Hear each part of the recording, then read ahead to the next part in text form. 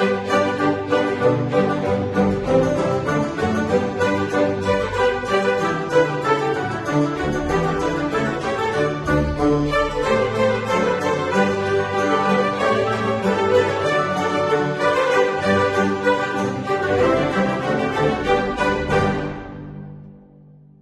Academia Mexicana de la Historia tiene el compromiso de impulsar, desarrollar, fortalecer y difundir los estudios históricos de nuestro país. Este ciclo se suma a estas tareas fundacionales de la institución, evocando la memoria de sus integrantes, de las y los miembros de número, de corresponsales en México y el extranjero, así como de historiadoras e historiadores eméritos y honoríficos, quienes compartirán con nosotros enunciados, anécdotas y hallazgos de sus investigaciones históricas en diálogos desde la Academia Mexicana de la Historia. Mi nombre es Araceli Almaraz, investigadora del Colegio de la Frontera Norte y académica por Baja California de nuestra corporación. En esta quinta sesión del ciclo enero-junio 2022, nos acompaña la doctora Nelly Sigot, corresponsal por Michoacán.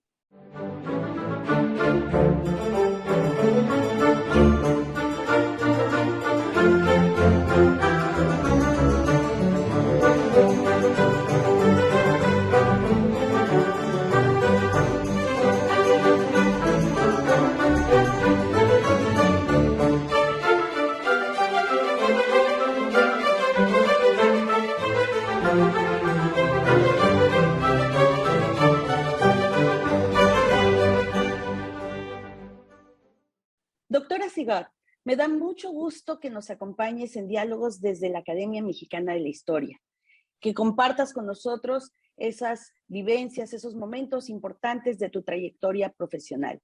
Queremos conocer parte de ti, de tu obra, de las etapas que antecedieron tu formación como historiadora y el trabajo realizado una vez que llegas a México.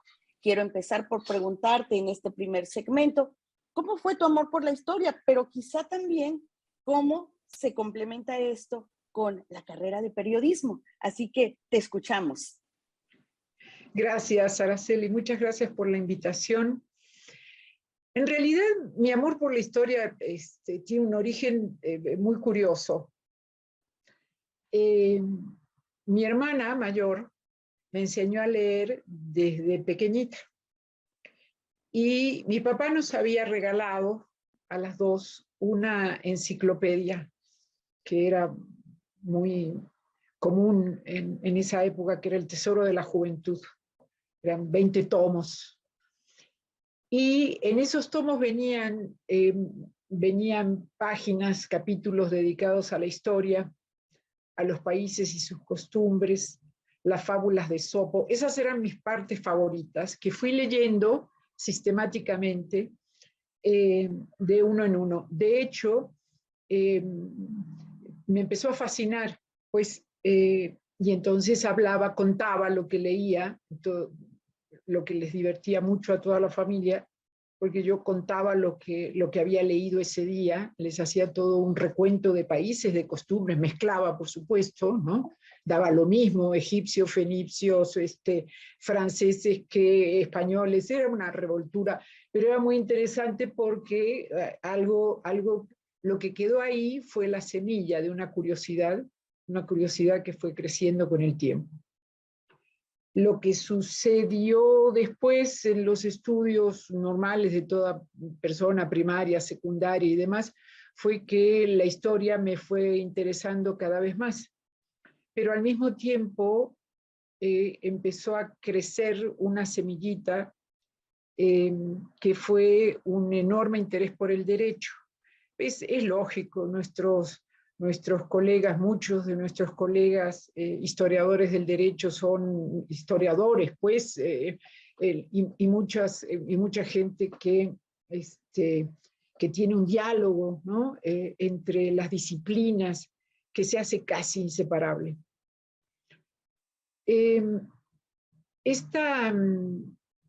Esto me llevó a hacer mi primer ingreso universitario, en realidad fue a la Facultad de Derecho de la Universidad de Buenos Aires. Y ahí tuve excepcionales profesores que me iniciaron en cosas que siguieron acrecentando mi interés por la historia.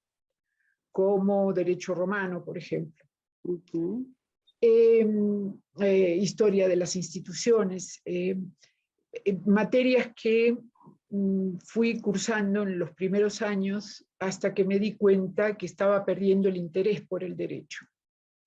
Crecía, también era cierto, eran los años 60, finales de los años 60, en que la sociedad argentina estaba conmovida por muchas cuestiones y los estudiantes no quedábamos fuera de eso, por supuesto. Y por lo tanto crecían inquietudes de tipo político, social, y eso en parte me llevó a alejarme del derecho y acercarme al periodismo, donde pensé que podía encontrar una manera interesante, importante de expresarme todo aquel caudal de inquietudes, de intereses que tenía en ese momento. Y quizá convertirte también en esa voz de los no escuchados, ¿no? Bueno, yo creo que eso es algo que soñamos todos los jóvenes en algún momento, ¿no? Especialmente cuando te sacude una circunstancia política difícil, ¿no? Compleja, muy compleja. Entonces, pues ya terminando la carrera de periodismo, entendí que me faltaba aún todavía algo, para desesperación de mi papá, pobrecito, pero empecé entonces a buscar algo que fuera distinto, y mi curiosidad se acercó hacia la historia del arte. Permíteme interrumpirte, y porque ahorita que mencionas a tu padre, quisiera preguntarte, ¿cuántos hermanos y hermanas tenías y por qué él estaba preocupado pues de que finalmente sus hijos terminaran sus licenciaturas? Tengo una hermana que vive en Buenos Aires, somos dos, somos productos de familias de inmigrantes, estos inmigrantes que llegaron, que salieron de Europa corridos por la guerra, y que encontraron en Argentina un espacio amplio desde el punto de vista geográfico y social para crecer. Todos los hijos, los hermanos de mi padre son 5, es una típica familia de inmigrantes, el último ya es universitario, que es mi tío que vive aún. Después todos los demás, primas, primos, primas hermanas y primos hermanos, todos somos universitarios, es decir, una familia típica de inmigrantes que llega a mejorar, y no solo desde el punto de vista económico, y ve en la universidad, como efectivamente era en ese momento, ahora ya todo está un poco, estos esquemas están algo en crisis, pero veía en la universidad una manera de mejorar la vida desde un punto de vista más amplio.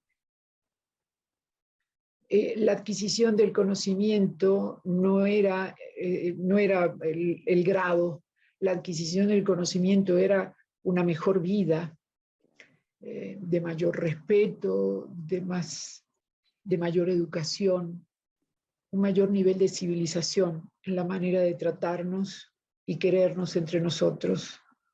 Yo así creo en la universidad. Pues así estuvo la cosa, empecé a estudiar historia del arte, por lo tanto en la Universidad de Buenos Aires también, que era donde existía la carrera, y para mi sorpresa y desesperación, cuando fui a dar mi examen de ingreso, porque vas pasando de carrera en carrera, pero tienes que volver a dar, en cada carrera tienes que volver, o tenías, la verdad es que ya no sé muy bien cómo están las cosas ahora, pero tenías que volver a dar tu examen de ingreso, hacer un propedéutico y después dar los exámenes orales, los famosos exámenes orales, que fueron tan característicos de la Universidad Argentina, que tampoco sé si se sigan haciendo así. pero esto que se ve todavía en las películas, ¿no? Que sacabas una bolillita y de esa bolillita te salía el tema, ¿no? Y entonces tenías que hablar como loro exactamente de eso.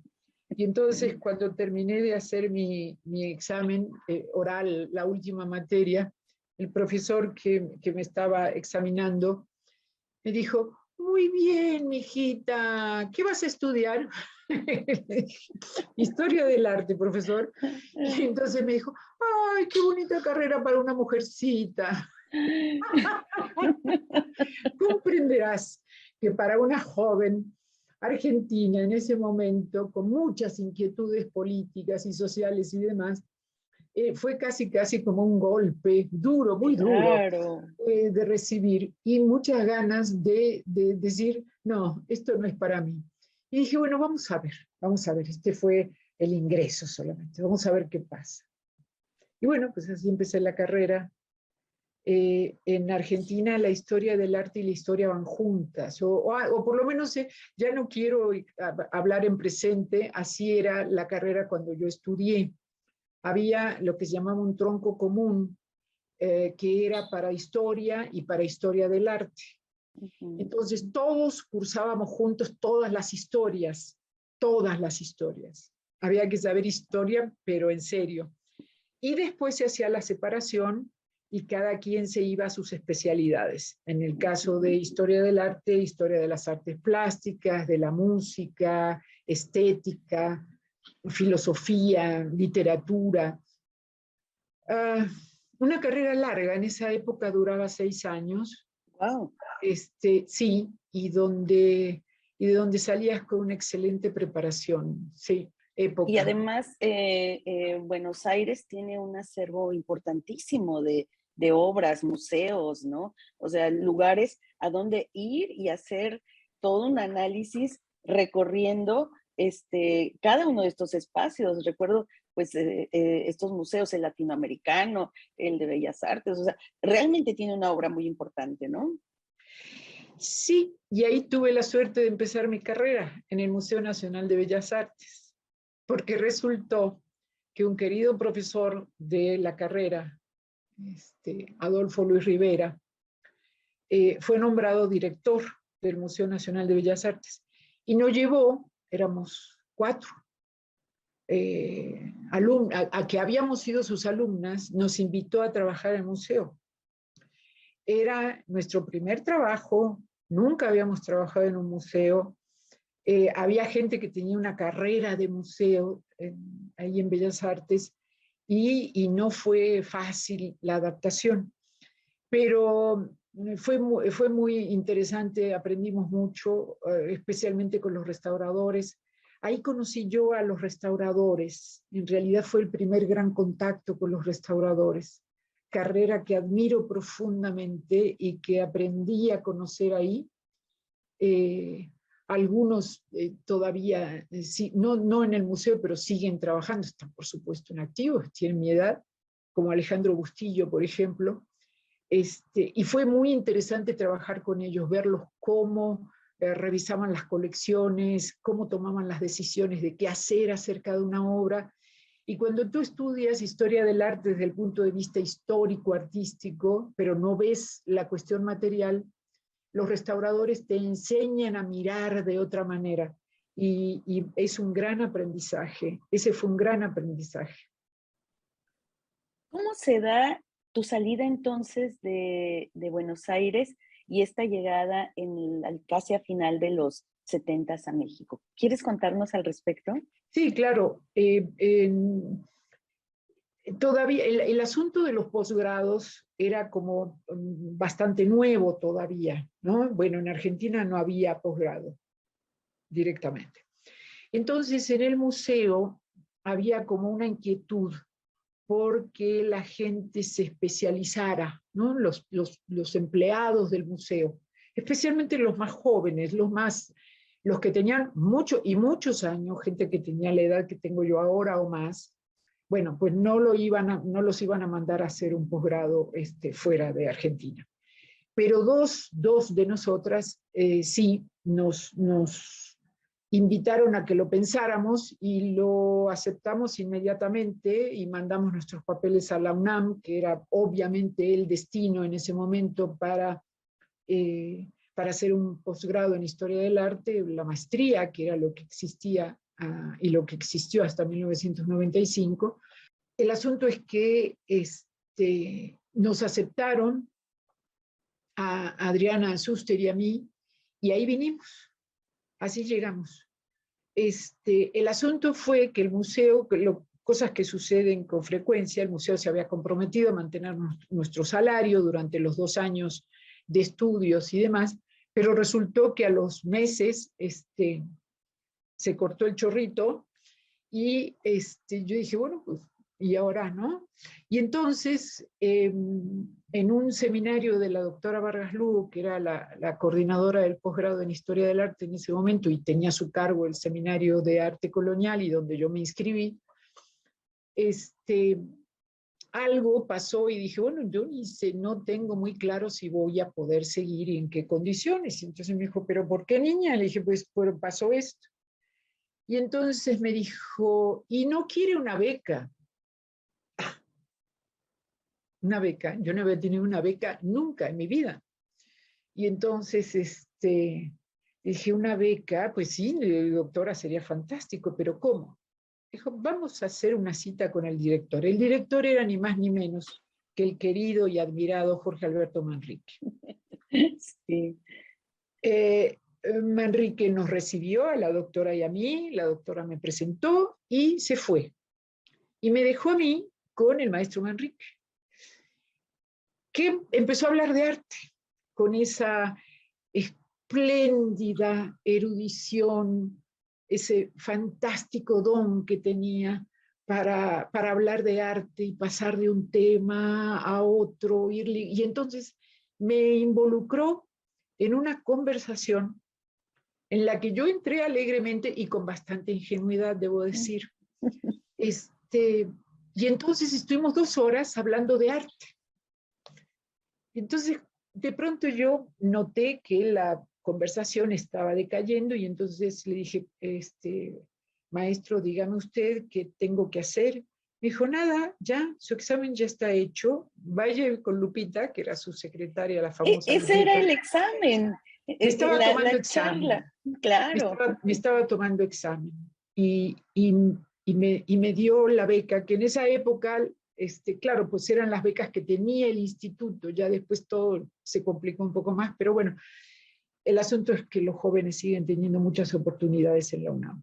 Pero en ese momento ese era el camino. Y Claro. entonces me dieron la beca y me asignaron a la doctora Vargas Lugo, que fue mi tutora durante 3 años. Fíjate que se empiezan a cruzar historias, ¿no? Yo justamente en algún momento te tenía que preguntar por la doctora Vargas Lugo y cómo había sido este primer encuentro con ella. Y bueno, ahora nos lo has ya contado y también este encuentro con el profesor Manrique, ¿no? En realidad el primer encuentro con la doctora Vargas Lugo se produjo previamente. Cuando yo llegué de Buenos Aires el 22 de septiembre de 1979. Y como ya tenía la aceptación en el posgrado, pues hice cita y fui a ver a la doctora Vargas Lugo, que era la coordinadora, como acabo de decir. Entonces llegué, como me corrigió Magdalena Vences, a la Torre 1 de Humanidades, que era donde estaba Estéticas, y vi a la doctora. Ella había analizado mi currículum y así todo me puso, ¿cuántos?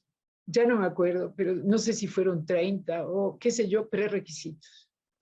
Entonces tuve que hacer como media licenciatura en Historia de México, pero fue muy interesante porque aprendí un montón de México, no visto ya de manera general, sino en la licenciatura, y además conocí a gente fantástica, por ejemplo a Nacho del Río, tomé sus clases, Antonio Rubial, que empezaba a dar clases en esa época, era taquillero desde esos años, ¿no? Y con quien hicimos una gran amistad, querida amistad. De hecho, tengo una historia maravillosa con él. Cuando vinieron mis padres por primera vez a México a visitarme, no recuerdo si fue en 1980, 81, pues yo quería llevarlos a pasear y de hecho salimos por la ciudad, pero quería que vieran un poco más. Y entonces Antonio me prestó su auto. Tenía una Caribe, Antonio Rubial, preciosa, y me dijo, llévate mi auto para que pasees a tus papás. Y nos vinimos justamente a Michoacán. A mi mamá le encantó Morelia. Bueno, dimos una vuelta fantástica y jamás lo olvidaré. Mira, qué generosidad de Sí, Antonio.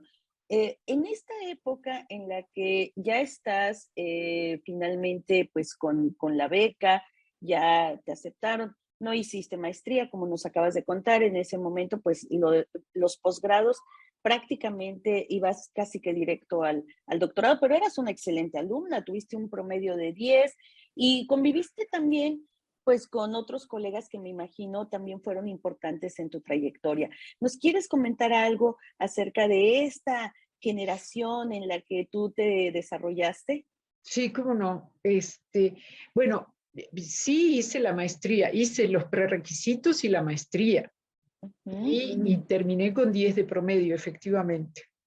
Pero como suele suceder, y a mí me sucedía mucho en aquellos años, la tesis se va quedando en un cajón, especialmente cuando empiezas a trabajar. Ya en la época de la beca se acaba y empiezas a tener trabajo que te da de vivir y con posibilidades, digamos, de futuro, y entonces empiezas a dejar, a postergar un poco las cosas.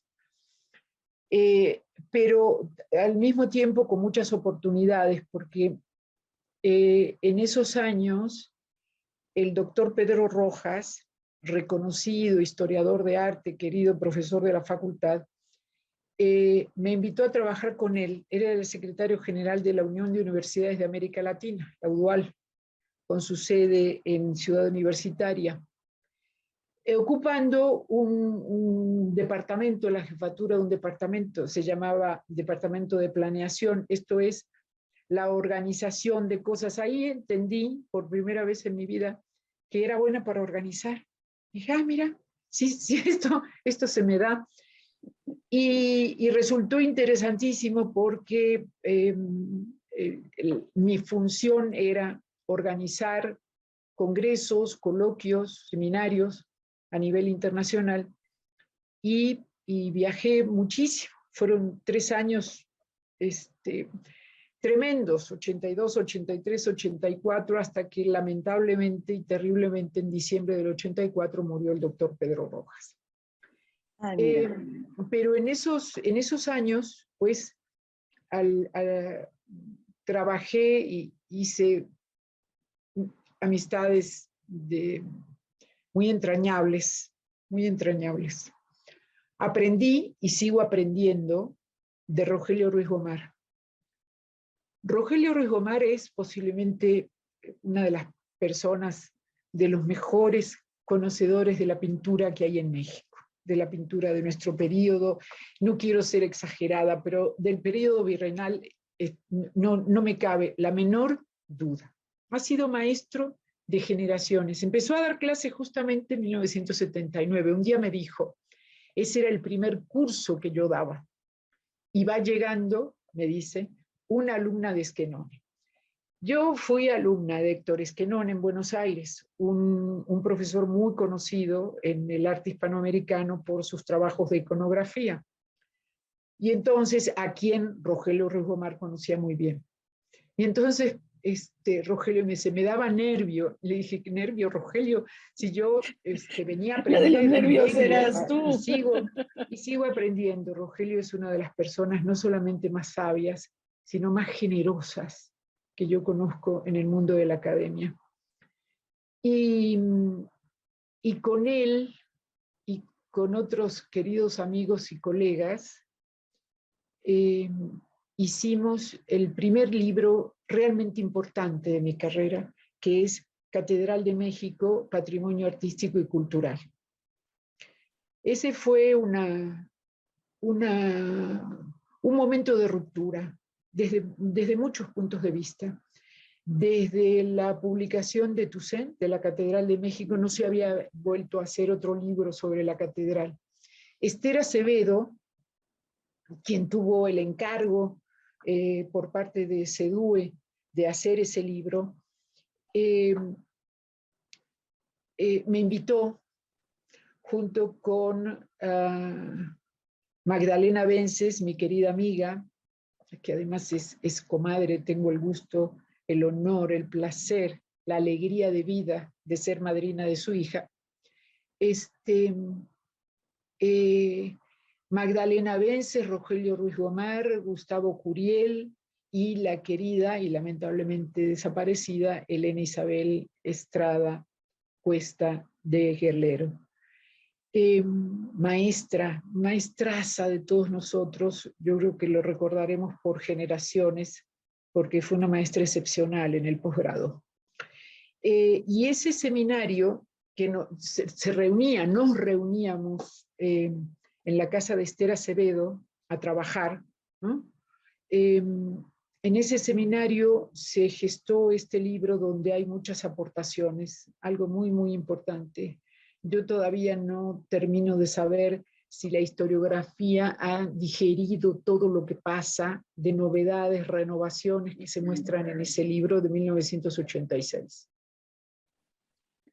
Y de ahí creo que nos queda también pendiente un poco cómo después llegas al doctorado, porque bueno, tienes estos encargos, estos viajes de 82 a 84, 85 en Udual, termina el proyecto, por lo que ya nos contaste, pero ¿cómo se empalma tu llegada al doctorado con también otros antecedentes, ¿no? O sea, entre 85 y hasta que terminas tu tesis van a pasar 10 años. ¿Qué pasa en este momento? Y si quieres, con eso terminamos este primer segmento sobre tu etapa formativa. Lo que pasa en ese momento es que llego al Colegio de Michoacán. Yo vine a Zamora, Michoacán, desde donde estoy hablando con ustedes en este momento. Vine en realidad en octubre de 1986, me invitaron al coloquio del colegio, que ese año lo había organizado Cecilia Noriega, que fue glorioso, fue una joya sobre el nacionalismo en México.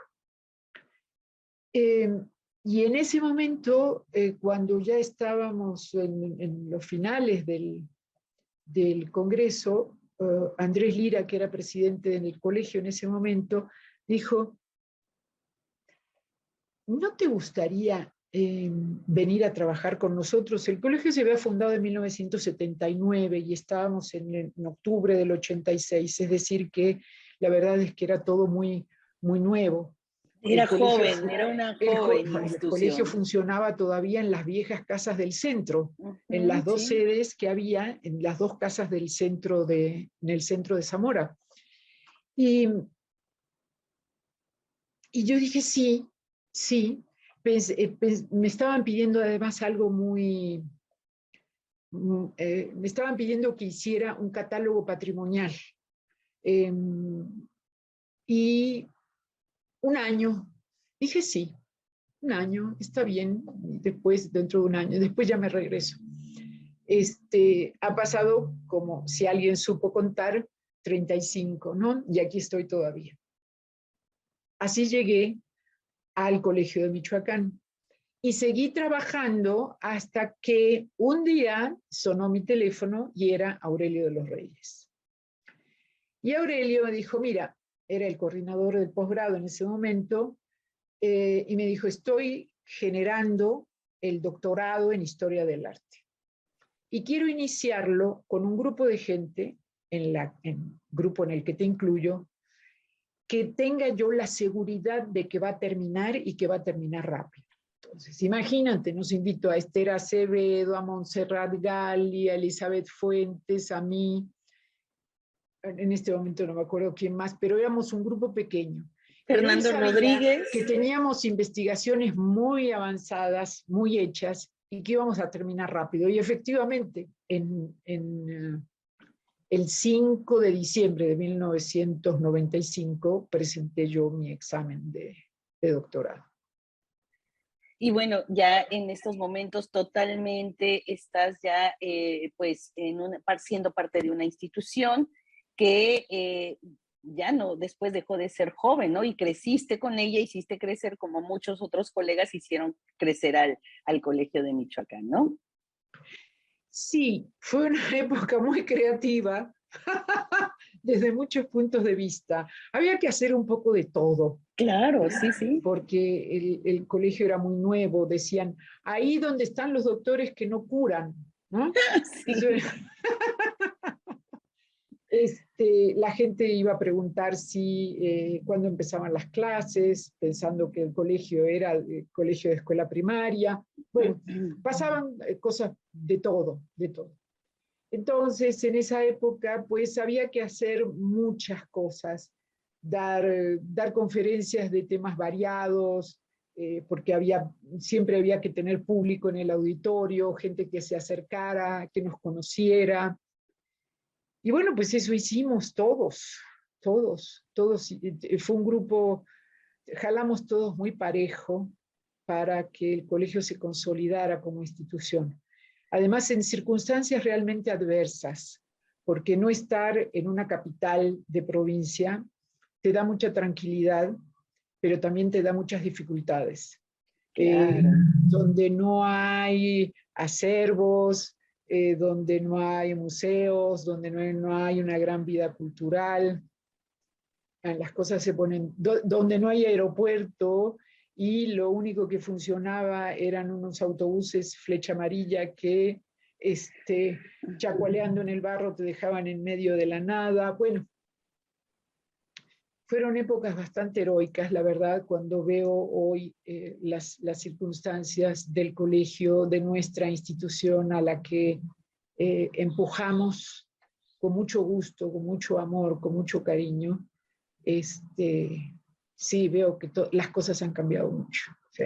Sí, claro, esta historia que nos cuentas no es tan diferente al resto de los colegios, ¿no? En los 80 está dando un proceso de descentralización de la educación superior y de posgrado en México, y creo que todos los colegios empezaron con grandes dificultades, no todos sobrevivieron, además, hay que decirlo, ¿no?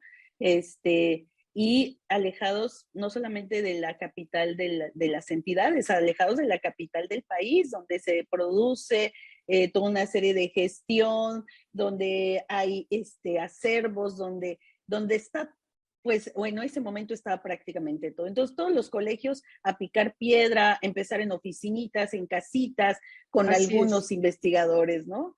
Así es. Sí, bueno, le cabe al Colegio de Michoacán el honor de decir que fue el primero de este proceso de descentralización educativa. Y es cierto que es muy interesante como intención, pero es muy difícil en la práctica, porque ahí es donde, si no te habías dado cuenta, descubres, ¿no? Todo el proceso administrativo, la gestión, todo está tan centralizado. Y ahora lo vemos relativamente fácil porque te sientas, como tú y yo en este momento, frente a una computadora y nos podemos por este medio comunicar, grabar, hacer, pero estamos hablando de los 80s, donde todavía estos sistemas no estaban tan claramente establecidos y por lo tanto había que tomar o el auto o el autobús, echarte el viaje. Todavía no había autopista, que es la autopista Guadalajara que pasa por Toluca y llega a la Ciudad de México, entonces había que agarrar el camino del Bajío, que pasa por La Piedad, Querétaro, bueno, Salamanca, Celaya, Querétaro y Querétaro, México. Un viaje además muy peligroso por la cantidad de transporte, de carga que circula por ahí. Pero bueno, ahí íbamos, ¿no? Y si nos llamaban para hacer algo, había que hacerlo. Pero la verdad es que creo que lo que había era como una especie de mística muy interesante. Eh, una sensación de formar parte de un proyecto en el que Luis González nos había involucrado que lo que recordaba con mucha frecuencia cuando pasaba sacudiendo el llavero en su bolsillo, ¿no? Y sacudía las llaves casi como si fuera una campanita, llamando a sus ovejas, y nos invitaba a reunirnos en el café, ¿no? Y entonces en el café se hablaba de todo, se discutía de todo, te enterabas de muchas cosas, ¿no? Hay anécdotas muy graciosas sobre eso, como un hoy reconocido escritor y periodista, que en ese momento era investigador en el colegio, y que llegó un día diciendo, oigan, ustedes saben que el de historia, que era el querido Heriberto Moreno, ya fallecido, anda con la de la biblioteca. Dice, los vi. Sí, Heriberto Moreno estaba casado con la directora de la biblioteca desde hacía muchos años, tenían 2 hijos, una familia muy constituida y todo, pero estaba completamente ido, ¿no? Él andaba en otra cosa. Pero entonces, desde cosas muy serias, porque se discutía todo así como muy públicamente, desde presupuestos, problemas serios, cuestiones políticas, hasta la telenovela, porque era la época de Cuna de Lobos, una telenovela que fue muy famosa en Argentina, Sí. perdón, en En México, México. y que todo el mundo veía. Y yo llegué, ¿no? Muy Ciudad de México, no veía telenovelas, tenía otra idea de cosas, y de pronto me di cuenta que me sentaba y cuando empezaban a hablar de la telenovela yo enmudecía, y entonces empecé a ver la primera telenovela que vi en mi vida y que siempre recordaré, Cuna de Lobos. Bueno, es que además cada institución tiene su propia cuna de lobos, ¿no? Esa es otra cosa.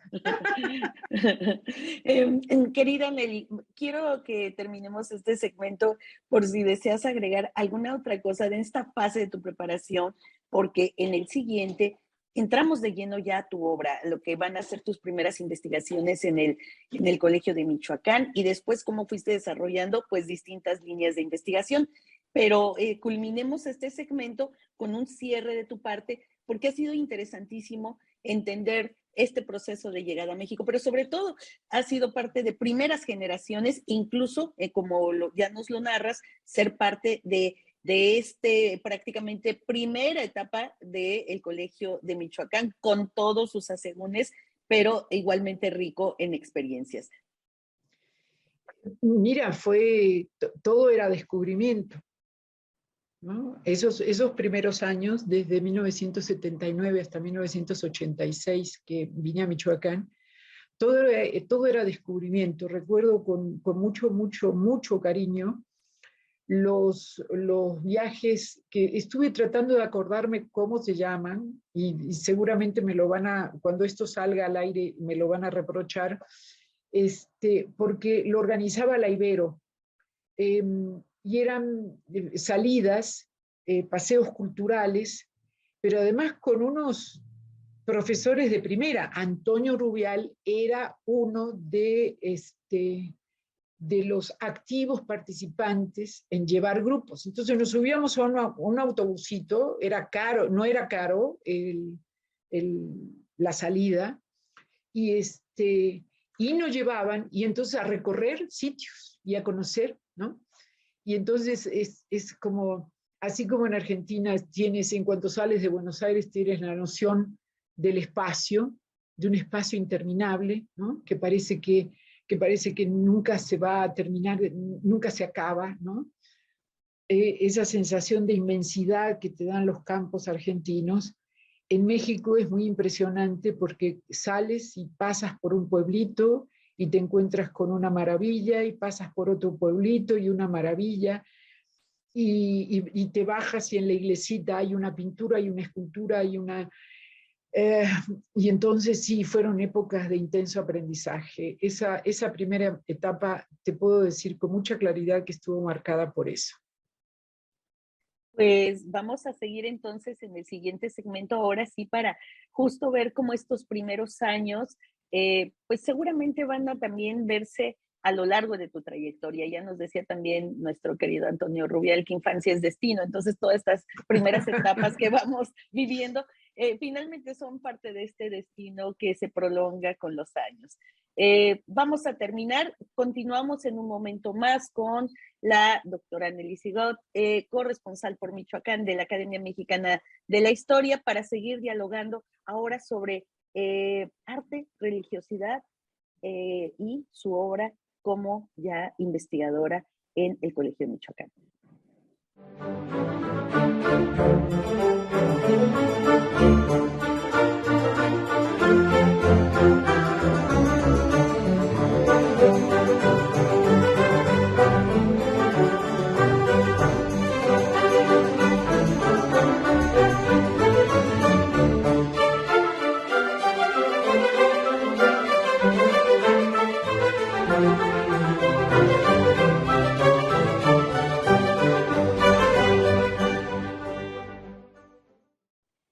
Vamos con los trazos de historia. Arte y religiosidad en distintas épocas, pero sobre todo en la época virreinal. Seguimos platicando con la doctora Nelly Sigot, miembro de la Academia Mexicana de la Historia por Michoacán, ya totalmente entrada en la actividad de investigación, totalmente vocada a hacer proyectos propios y colectivos, y donde se empieza a ver tu obra reflejada en libros, reflejada en seminarios, en coloquios, que eso lo vamos a tocar más tarde, porque también en esa labor de abrir espacios también hay una labor importante, pero esa la dejaremos para el tercer segmento. ¿Cómo van surgiendo estas primeras obras de Nelly? ¿Qué van a mostrar esas ponencias, esos libros, esos artículos, para que quien nos está escuchando conozca cómo va emanando, cómo va brevando la obra de ti en estos primeros años en el Colegio de Michoacán? Mira, lo primero, además de algunos artículos, fue el catálogo del patrimonio de Zamora, que para eso me trajeron aquí. El catálogo que finalmente empecé por 1900, avanzado el 87, mientras me instalé, veía cómo estaban las cosas y demás, y que quedó terminado en 1990 y finalmente salió impreso en 1991. Es muy interesante pensar que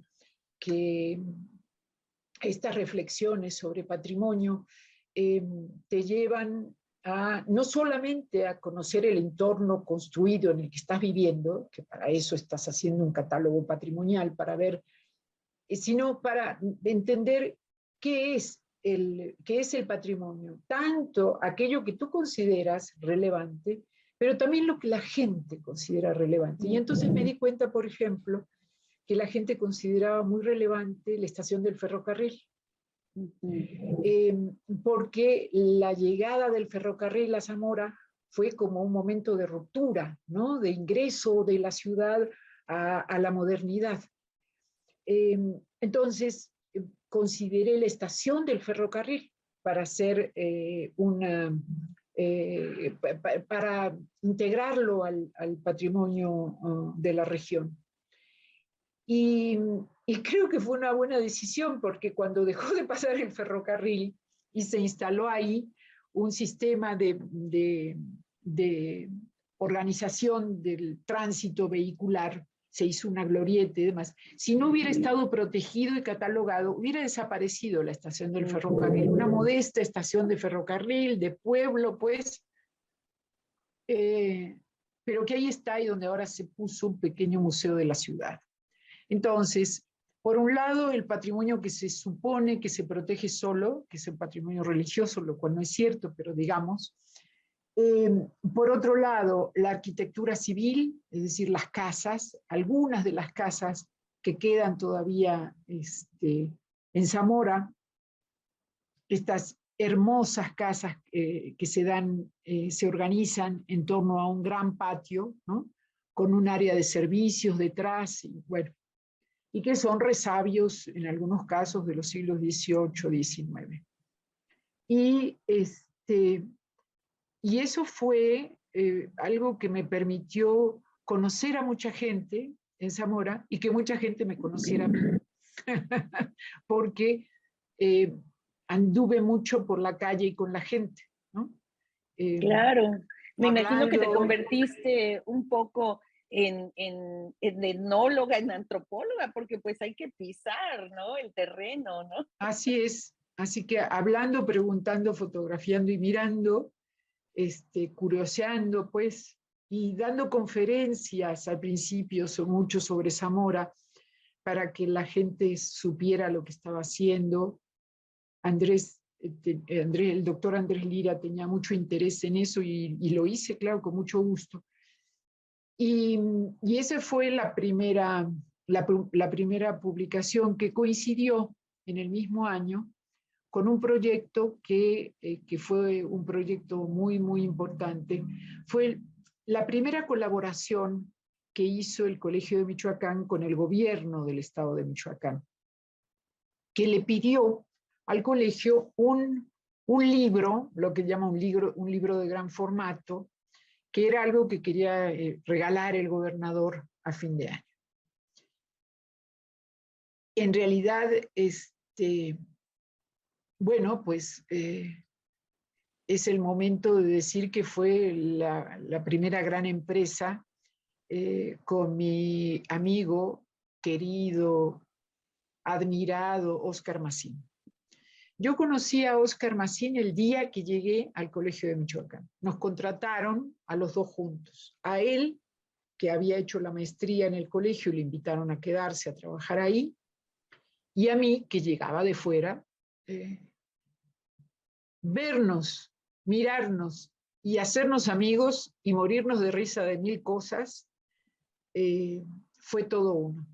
Pero al mismo tiempo, entender que teníamos montones de intereses en común.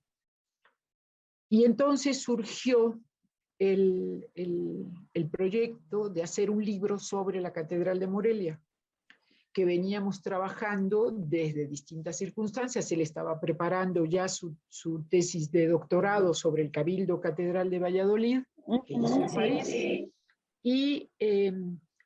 y reunimos pues como siempre, ¿no? Te jalas a los profesores y a los amigos, y lamentablemente mi colaboración no entró a tiempo porque tuve que, por cuestiones familiares, me tuve que ir a Argentina 6 meses, y bueno, el libro salió sin mi colaboración, es decir, yo puse a trabajar a todo mundo, pero mi capítulo no pudo ser entregado. Bueno, el asunto es que son las 2 primeras publicaciones en el Colegio de Michoacán, las 2 de 1991, y el inicio de una amistad y de una colaboración que siguió y que sigue, y que espero que siga, porque todavía tenemos proyectos con Óscar Macín que esperamos poder desarrollar. Sin duda, de hecho, cuando tuvimos el diálogo con él ya hace algunos meses, pues él también te recuerda de esa manera, de aquellos años, ¿no? Y por supuesto, con esta labor continuada hasta la fecha. Así que, pues, quienes han seguido el capítulo dedicado a los diálogos con el doctor Óscar Macín, pues seguramente encontrarán este empalme con lo que además nos han comentas. pasado cosas durante esa investigación muy divertidas. A ver, cuéntanos. Estábamos viendo, creo que era 1989, estábamos viendo las torres de la catedral y entramos a las torres, nos subimos a una de las torres, estábamos viendo la ciudad, la distribución urbana, inscripciones en el cuerpo, en el cubo de la torre. Embebidos, estábamos embelesados por lo que estábamos viendo y cómo iba cayendo la tarde, y de pronto, pues ya quisimos salir, y cuando quisimos salir estaba la puerta cerrada. Y entonces empezamos no había celulares todavía, no teníamos celulares. Entonces empezamos a golpear la puerta a ver si alguien nos oía, y nadie nos oía. Y entonces empezaba a caer el frío, Decimos, ¿y ahora qué vamos a hacer? Y entre tanto golpear y llamar, alguien pasó y avisó, pero pasaron casi 2 horas de encierro en la torre de la catedral, y la verdad es que sí, no, ahora nos reímos mucho cuando lo contamos, pero en ese momento nos asustamos porque hay murciélagos, todo lo que hay en la torre ¡Guau! de una iglesia vieja. Oye, Nelly, y bueno, además de estos primeros libros y de estos primeros proyectos, me imagino que también es en este momento cuando se gesta tu acercamiento a la fiesta, ¿no? A estas manifestaciones que se dan en torno a las fiestas y que después va a ser también parte de publicaciones tuyas, ¿no? Recuerdo aquí en la revisión de tu obra, la fiesta de Corpus Christi, por ejemplo, ¿no? Mira, en realidad mi interés por la fiesta empezó aquí en Michoacán.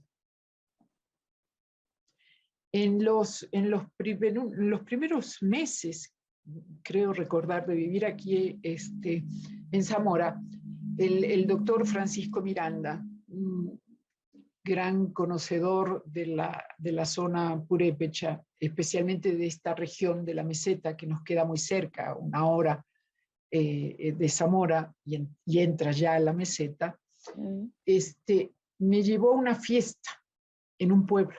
Recuerdo el pueblo, era Ocumicho. Y entonces hacen, me imagino que lo seguirán haciendo, unos huevos que rellenan con polvo de colores y dorado, ¿no? Y entonces con esos juegan y tiran y demás. Entonces el padre Miranda me dejó con las mujeres que estaban reunidas de un lado, él se fue con los hombres que estaban reunidos en otro lado. Y entonces, pues yo estaba un poco rara ahí, la verdad. Y, y entonces a una de las niñas pequeñitas se le ocurrió darme con un huevo ¡Un en la cabeza. huevazo! Claro, sí, sí. Con el pelo claro, como lo traigo, y lo traía en ese momento, el dorado se veía, pero no se veía mucho, entonces eso las asombró. Y entonces ya animadas vino otra niña, ¿no? Y otro huevo. El asunto es que quedé con la cabeza así llena de ese polvo dorado y demás. Pero al mismo tiempo vi cómo bailaban, qué hacían, y me llamó eso mucho la atención. Y empecé a seguir las fiestas en los pueblos, pues me quedaba todo muy cerca, y entonces veía un calendario de fiestas. Empecé a admirar los tapices de flores que todavía se hacían. Ahora hay mucho acerrín, pero hace unos años todavía se hacían con pétalos de flor. Las ceremonias previas, por ejemplo, la recolección de la flor, todo eso me empezó a hacer reflexionar acerca de la fiesta, pero llevándola pues a los periodos, a los siglos que son de mi interés, de mi estudio.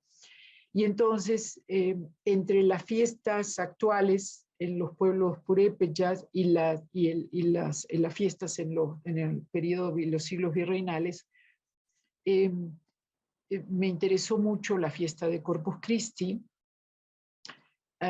por muchos motivos que son un poco largos de explicar, pero se puede centralizar así. La fiesta de Corpus Christi fue sin duda la fiesta religiosa más importante, y pasaban muchas cosas durante esa fiesta de Corpus. Y entonces cuando te pones a estudiar la fiesta de Corpus, entiendes todos los problemas que había entre los involucrados, entre quienes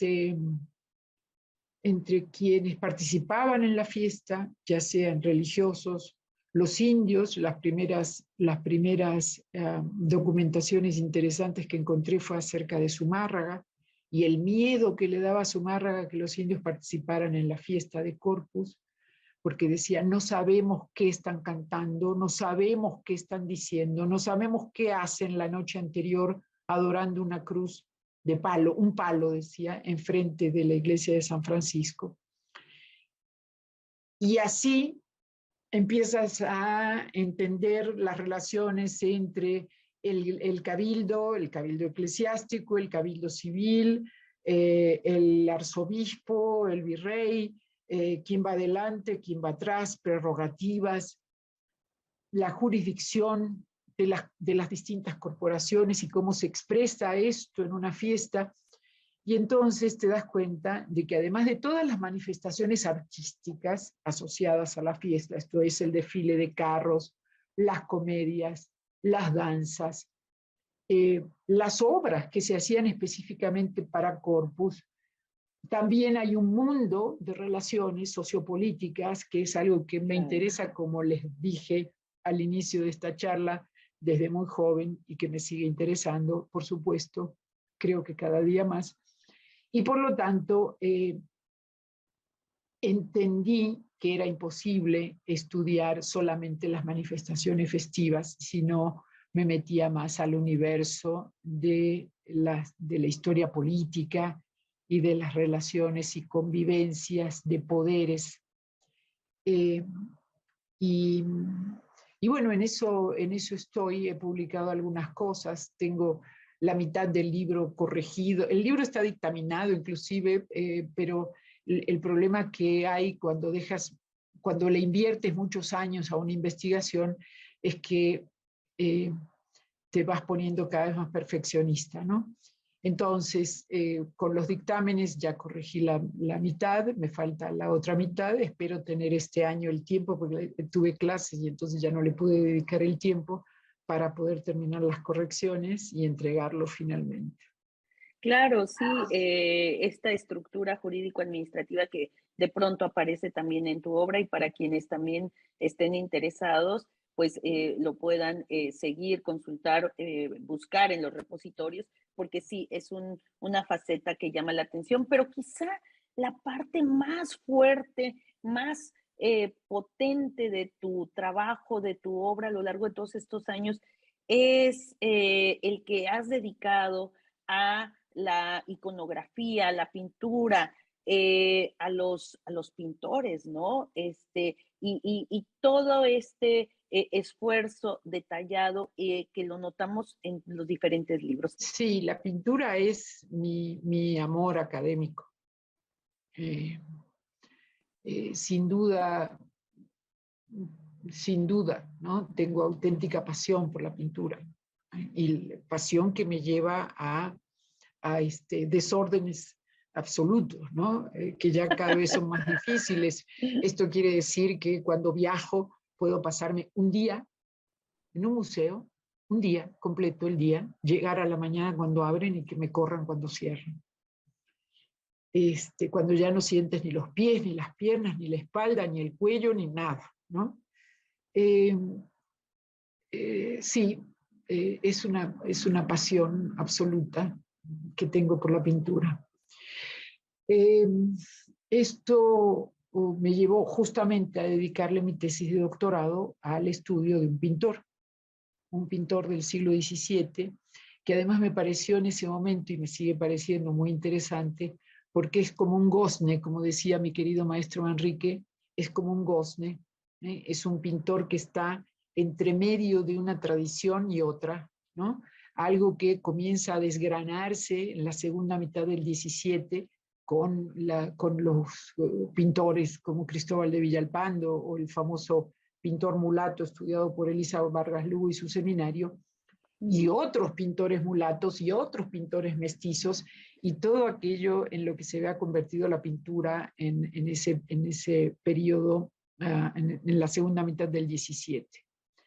Más restrictivo al inicio, más amplio, ¿no? En la segunda mitad del XVII, donde había un mercado consumidor de obras de arte que necesitaba sobre todo pintura religiosa, y que hizo que creciera de una manera bastante desordenada, como bugambilias, pues como crecen las bugambilias, creciera la práctica de la pintura.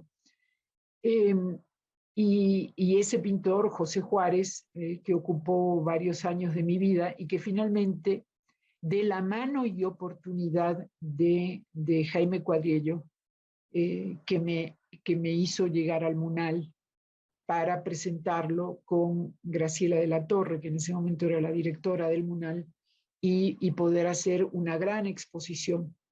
Es muy interesante porque creo, si no recuerdo mal, pero tampoco me gustaría quitarle el mérito, no por mí, sino por toda la gente que trabajó en ella, fue la primera gran exposición sobre un pintor colonial en un museo de la importancia del Museo Nacional de Arte. Ujú. Y fue muy interesante también porque tuve la colaboración del Laboratorio de Arte del Instituto de Investigaciones Estéticas. Y de la mano de Javier Vázquez, un químico, profesor de la ENCRIM, de la Escuela Nacional de Restauración, y de Tatiana Falcón, del Laboratorio de Estéticas, hicimos lo que nunca se había hecho, ¿no? Se tomaron muestras, análisis, radiografía, fotografías infrarrojas, pero lo que es más interesante aún, abrí una sala y en esa salita pequeña se expusieron las radiografías, las fotografías de tomas de pigmentos.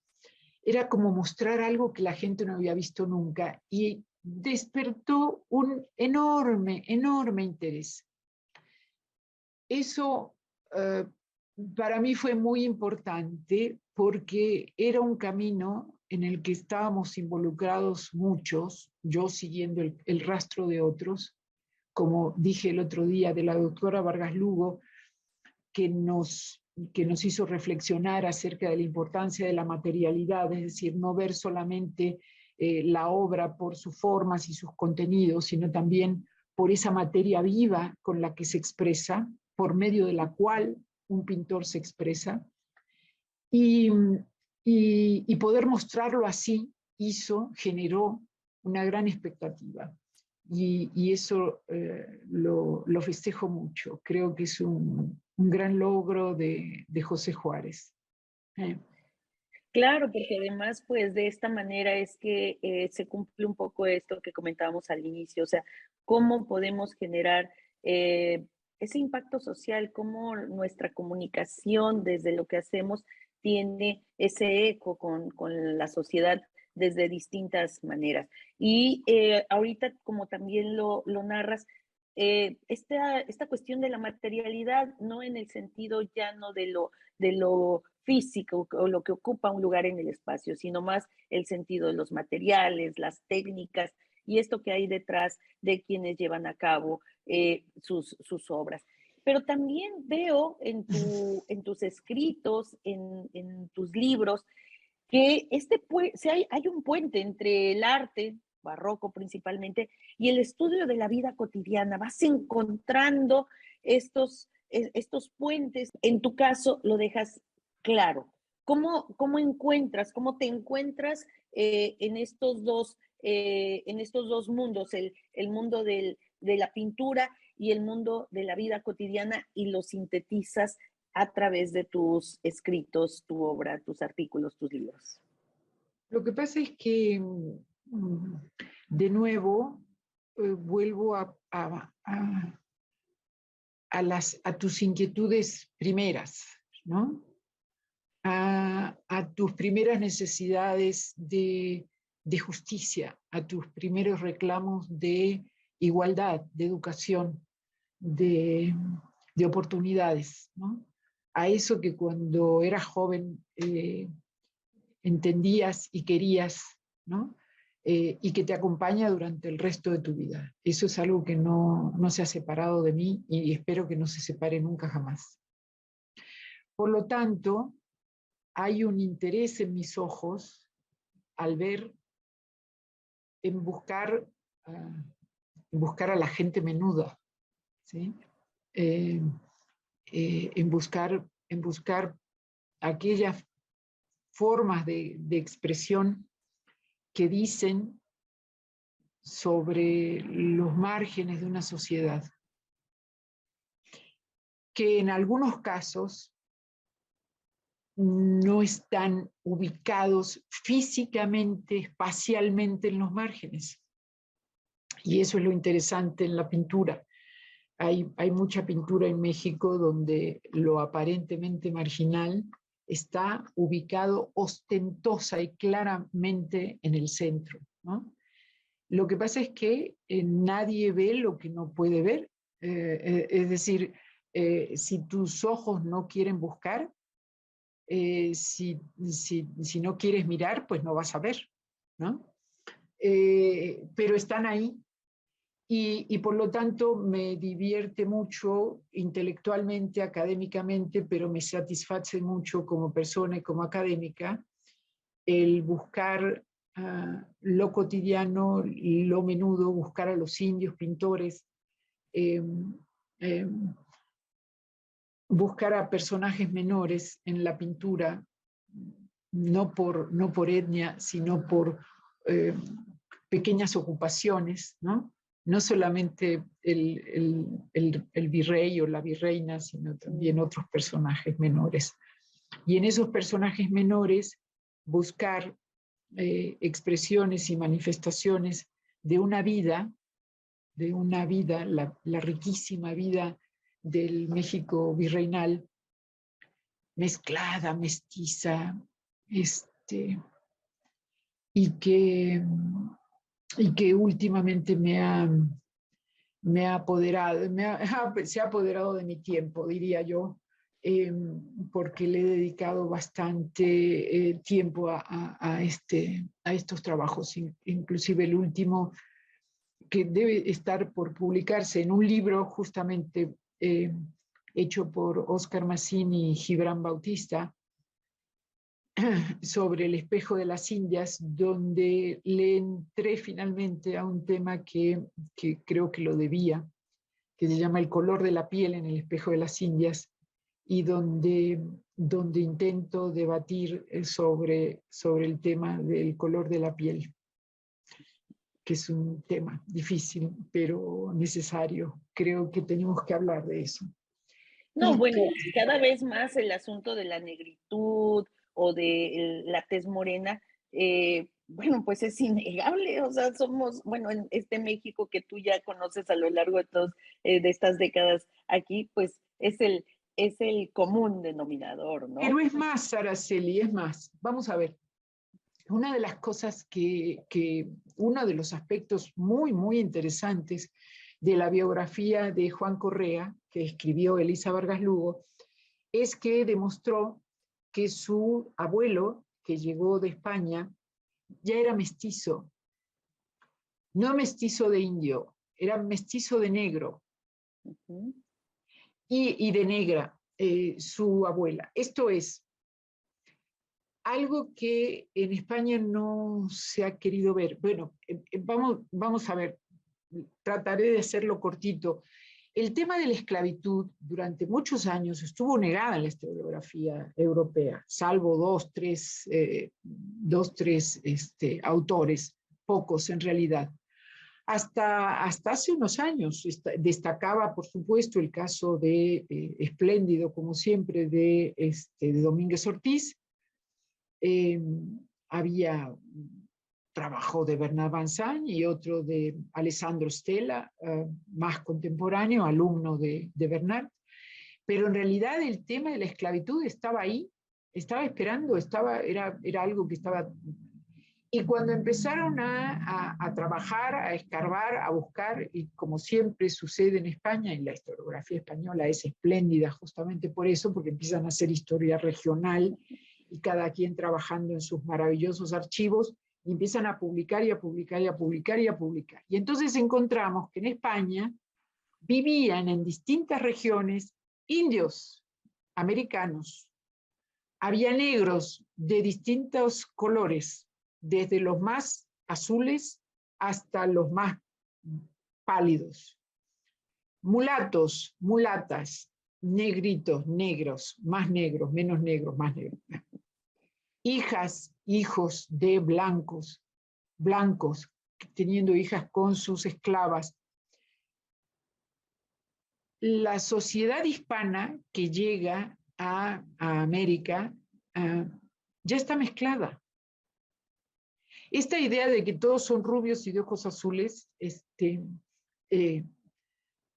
una idea interesante, porque la superioridad se quiso construir a partir de la blancura, pero no era cierta. Y una de las cosas, por ejemplo, que se muestra en la biografía de este pintor mulato, es que su familia llegó de España mixta. Siguió mixta, mezclándose, casándose con negras, esclavas liberadas en algunos casos, con hijos mulatos, pero ya llegaron así. Es decir, que esta realidad mestiza que se ha querido ver de México es en realidad una mezcla que hay que empezar a ver con un poco más de cuidado. Claro, ¿Que un poco a existió? Sí, claro que deslegitimar, existió. ¿no? Existió, claro, por supuesto, claro que existió. Lo que más existió, la mezcla de India con español, por supuesto, no hay ninguna duda. Ese es un fenómeno bastante generalizado también en España. Es menos común una mujer española blanca con negro, pero sí es más común el de un español con negra. Entonces, lo mismo sucedió en México, fue más común la mezcla de españoles, hombres con indias, pero no fue única. Pero lo que quiero decir con esto es que hay que ver con mayor atención, menos prejuicio, el tema del color de la piel, entender lo que significó la piel blanca, lo que sigue significando aún, y, y verlo como yo lo vi en este caso con el estudio de pintores y pinturas, ¿no? Pero hay que abrir una discusión más amplia, como lo que ha hecho, por ejemplo, Jean-Frédéric Shaw en su libro sobre el tema, bueno, fantástico publicado en castellano, salió su primera edición en francés, la segunda en inglés y esta en castellano en el Fondo de Cultura Económica en Argentina para una historia política de la raza, y acaba de publicar otro sobre el mismo tema el año pasado. Y donde ya incluye cuestiones americanas. Y creo que es muy importante. El racismo es una enfermedad de esta época y creo que desde todo punto de vista, los académicos, trabajemos desde el punto de vista que trabajemos, tenemos que tratar de aportar algo a esa discusión. Una Claro, sin discusión de duda. un tema que nos está enfermando como sociedad. Ciertamente pones el dedo en una llaga profunda y que quizá tiene que ver también con el abuso del orden cronológico para partir de una fecha y a partir de ahí borrar lo que en realidad no está borrado, sino hay un continuo.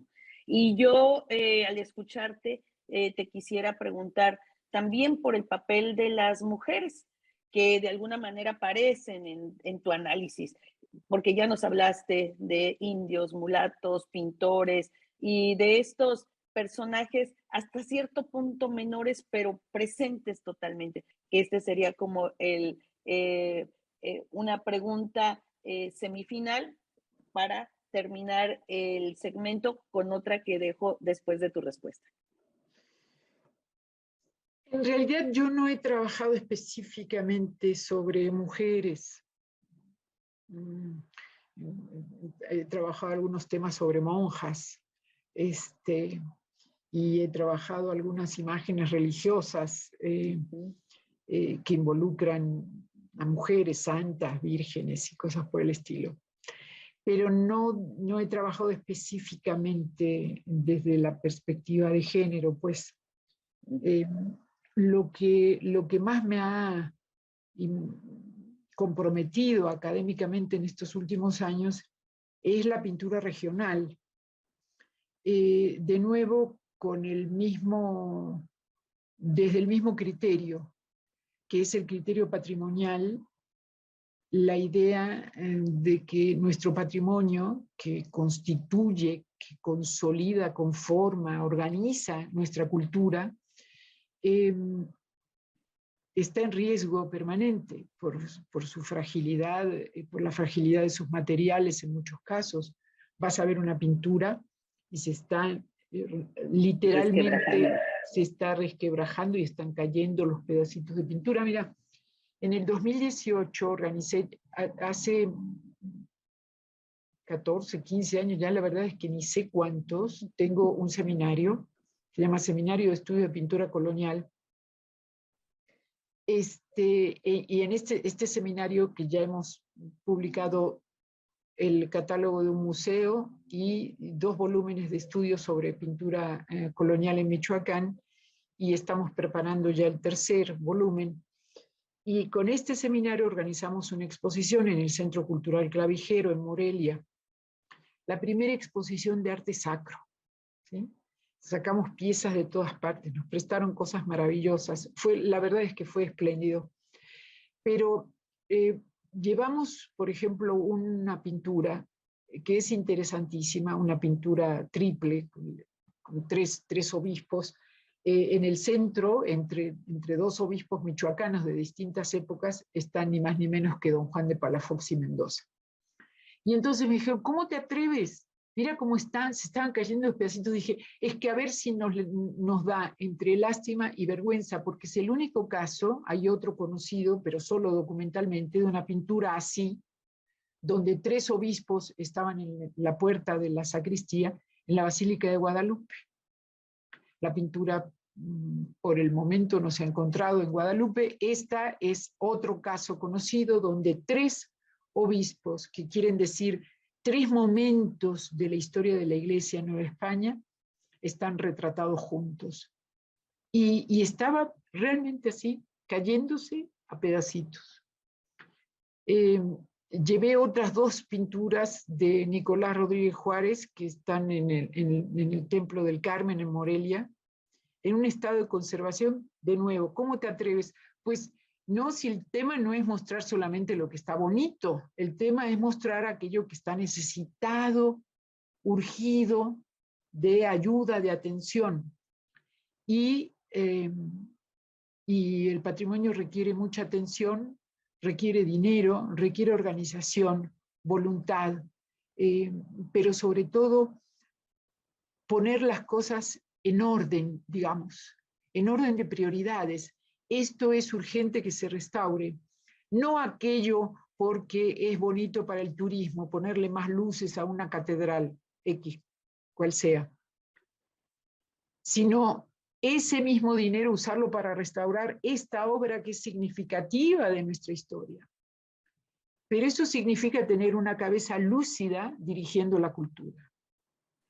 Claro, ¿cómo estamos ahí, Nelly? Porque como tú bien lo has dicho a lo largo de nuestra charla, se entrecruza esta idea del patrimonio vista desde la sociedad, la idea del patrimonio vista desde las instituciones, pero también requiere de un marco normativo. Entonces, si el marco normativo o la voluntad no existen, no se entrecruzan, bueno, pues finalmente en algún momento pues se van a exhibir estos atrasos.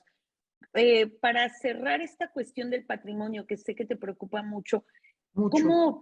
¿cómo dirías que estamos? O al menos quizá desde el ámbito michoacano, que es el espacio donde tú te mueves. El patrimonio nacional está en riesgo. El patrimonio michoacano, como todos, también. El incendio de Nurío, de la preciosísima iglesia de Nurío, nos dejó a todos consternados.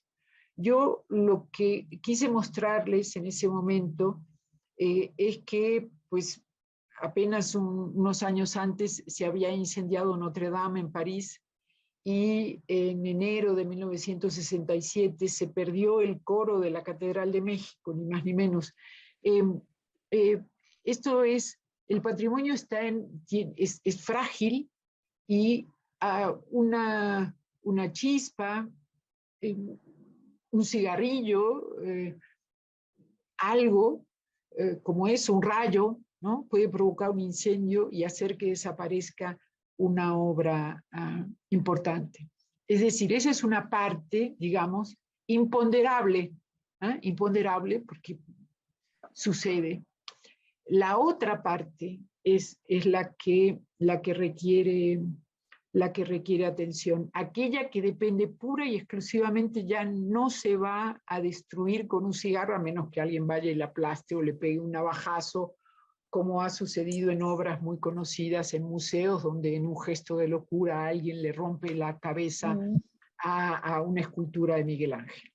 Pero esos son como momentos, ¿no? de locura que muestran pues cómo la locura de la civilización se expresa a veces frente al arte. Pero otras que podemos controlar, que depende de nosotros, está en una situación grave, que se requiere de nuevo recursos y orden. Voluntad no hay, normatividad sí. Hay una normatividad. El problema es que la normatividad, como bien sabemos, en muchos casos no es completamente respetada. Así es. Bueno, un mensaje último en este segmento para las y los estudiantes de Historia del Arte. ¿Qué les dirías sobre este campo, sobre esta dedicación, sobre la necesidad de su compromiso para entender los problemas actuales e históricos, para llevar a cabo sus investigaciones en este presente y en el futuro, tomando en cuenta tu experiencia?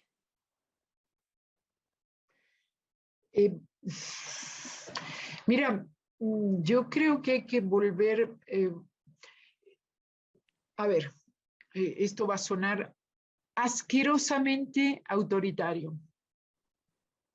Si yo tuviera algún tipo de oportunidad de incidir en algo en la formación de los jóvenes historiadores de arte, diría que sería obligatorio en su carrera, casi como servicio social, el que cada uno hiciera un catálogo patrimonial de algo, de la iglesia de su barrio, de la iglesia de su colonia, de la iglesia de su estado, de la que le queda cerca, de un museo cercano y pequeño, solos, en colaboración, en grupo, como sea, un catálogo. A excepción de los grandes proyectos patrimoniales, y tendríamos, bueno, eso ya sería otra reunión, otra larga conversación, se han dejado de hacer catálogos en México. Sí, sí, sí. Y de pronto las cosas desaparecen y no están catalogadas. No quedó se incendia una iglesia y no quedaron buenas fotografías. Las esculturas no estaban medidas, no estaban bien fotografiadas. Entonces, obligatorio, todo mundo hacer catálogo patrimonial. Y bueno, sí, no, es que no se puede, bueno, no se puede, no se puede, pero te digo, eso sería para mí algo fundamental. ¿Por qué? Bueno, además, porque catalogando se aprende mucho, se aprende a revisar imágenes. Yo trabajé muchos años en catalogación patrimonial, trabajé para la Dirección de Sitios y Monumentos del Patrimonio Federal, con la querida y recordada Antinea Blanco, y viajé y catalogué, a ver, Durango, Zacatecas, parte de Michoacán, porque nos lo repartimos con otra catalogadora, con la doctora Gloria Álvarez,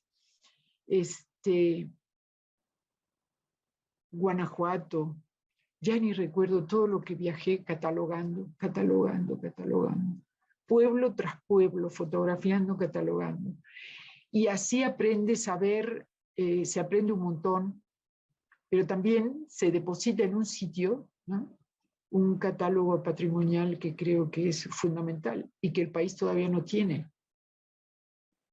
Claro, y que se ha avanzado un poquito con la ley, pero nos falta mucho camino por recorrer, y no solamente desde la historia del arte, que es tu tu ámbito, nos lo han dicho ya otros colegas, otros historiadores e historiadoras en estos diálogos, la necesidad de crear estas guías de documentos, estos catálogos, que además para dar seguimiento puntual a los archivos, a los objetos, pues es de suma necesidad para el aprendizaje de los estudiantes, de los y las estudiantes.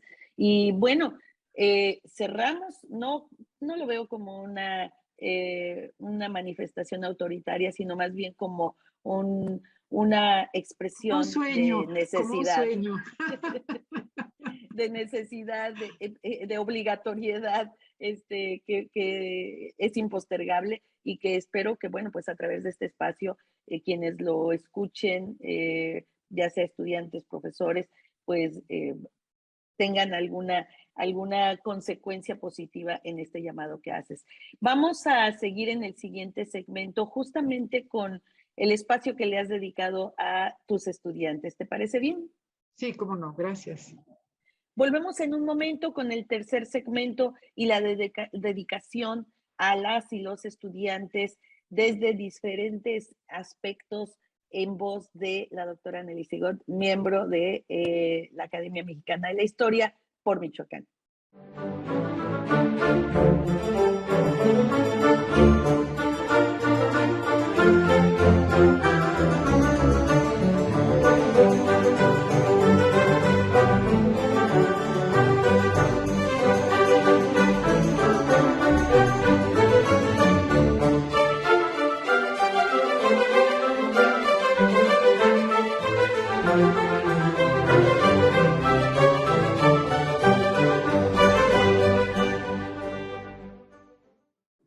Regresamos a Diálogos desde la Academia Mexicana de la Historia con la doctora Nelly Sigot desde pues Michoacán, desde este estado al que ella representa desde nuestra academia. Quisiera comenzar diciendo que ella es una historiadora a la que le gusta enseñar. Vemos en sus referencias curriculares este gusto por la historia, este gusto por el aula, pero también yo diría este gusto por abrir espacios. Ella lo comentó ya al inicio, esta idea de impulsar coloquios, seminarios, que finalmente se convierten en espacios para conjuntar opiniones, para hacer avanzar donde estamos trabajando. Así que yo te quisiera preguntar, en este itinerario largo de tu vida, ¿qué alumnos, alumnas recuerdas particularmente y por qué? ¿Qué espacios de los cuales tú has sido parte o has abierto te traen este recuerdo por su consistencia, por su avance? Estos espacios que te ha permitido la academia abrir. Cuéntanos al respecto, doctora Nelly. Recuerdo montones de estudiantes. Algunos me los encuentro y de pronto no me acuerdo el nombre, pero recuerdo mucho, desde las chicas de la Ibero, cuando la Ibero estaba en la campestre Churubusco y daba clases a las 7 de la mañana de Renacimiento, un día, barroco otro día, y los alumnos del Colegio de Michoacán, los alumnos restauradores del ENCRIM, los alumnos de restauradores de la ECRO, de Guadalajara, los alumnos de maestría y doctorado en la UNAM, en el posgrado. ¿No? Con todos hay buenas experiencias, algunos ya con carreras florecientes, lo cual me da un gusto enorme.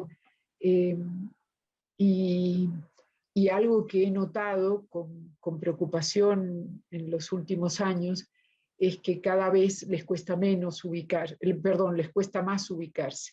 Cada vez tienen más dificultades para encontrar trabajo.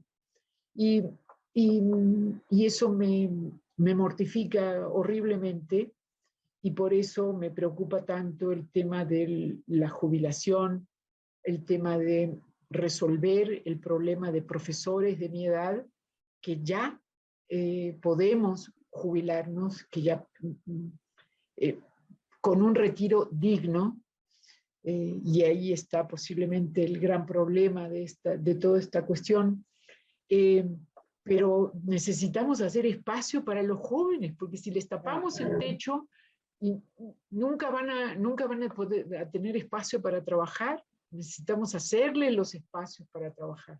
Hay muchas universidades, hay muchos colegios, hay muchos espacios de investigación en México, pero si no se va haciendo retiro, si no vamos haciendo espacio los más viejos, dejando a los jóvenes ocupar plazas, pues esto se va a convertir en una auténtica gerontocracia académica, y eso no es posible, ¿no? Eso no debe ser. Claro, porque en un momento en el que las instituciones están naciendo, pues era hasta cierto punto fácil, ¿no? Y en tu propia trayectoria y en la de otros colegas que nos han hablado sobre cómo fue su ingreso a las instituciones, era aparentemente fácil, ¿no? En mi caso, incluso yo con maestría pude ser parte ya de la planta académica de mi institución, porque en esos momentos, pues, la institución llevaba 10 años, ¿no? Ahora difícilmente alguien con maestría puede entrar a tener una posición de investigador. Forzosamente requieres un doctorado, forzosamente Obviamente. requieres incluso incluso hasta pertenecer al Sistema Nacional de Investigadores para Así poder es, entrar. Pero así lo que es. tú estás diciendo es muy importante porque tiene que ver con esta visión de traslape generacional y cómo podríamos resolverlo, ¿no? O cómo no lo estamos resolviendo y cómo los jóvenes se están quedando sin estos espacios, que además me imagino muchos de ellos jóvenes con muchas capacidades. Brillantes, brillantes, que van por su... está pasando lo que ha sucedido en Europa desde hace años, que ya están en su segundo o tercer postdoc, ¿no? Lo cual les da una apertura, ¿no? De conocimientos, de espacios académicos y demás, una movilidad que enriquece su vida académica, pero también es cierto que llega un momento en que dicen, bueno, sí, pero necesito un trabajo donde sé que me puedo quedar y hacer mi carrera. Algo que se intentó con las cátedras CONACYT, pero evidentemente no dio el resultado esperado. Pero lo que yo creo es que lo que hay que resolver no es ahí, lo que hay que resolver es aquí. Esto es en que tengamos un retiro digno, los profesores que ya estamos en edad de retirarnos, y que hagamos el espacio necesario para que los jóvenes académicos empiecen por fin sus carreras y puedan hacer, igual que nosotros, 30 años en una institución, ¿no? Claro. Creo que eso es el punto número uno, pero de nuevo, retiro digno. Esto es, sí, debemos retirarnos, pero con un retiro digno. Esa es la primera etapa de una discusión que no hemos dado, que no hemos resuelto. Recuerdo a todos los alumnos, claro, y los recuerdo inclusive a los que tengo 2 fracasos en mi carrera, ¿no? Dos alumnos que finalmente abandonaron sus tesis, inclusive a ellos los recuerdo, me duelen, ¿no? Porque los considero un fracaso personal, ¿no?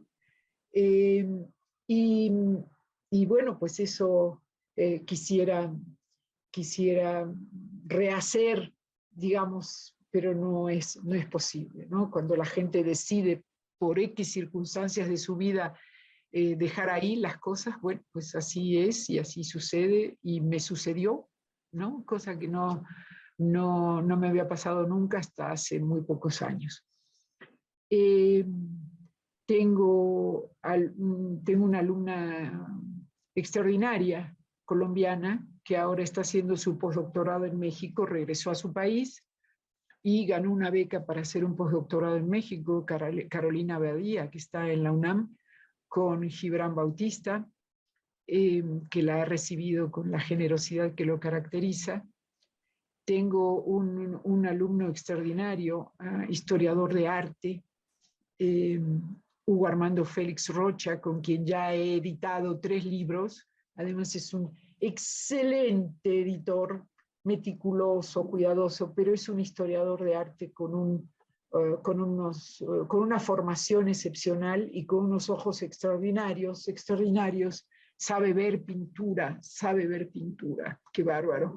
Hugo, por ejemplo, Hugo me duele, ¿sí? Está dando clases, pero Hugo es un investigador clarísimo, ¿no? Es un investigador que ya tendría que estar colocado.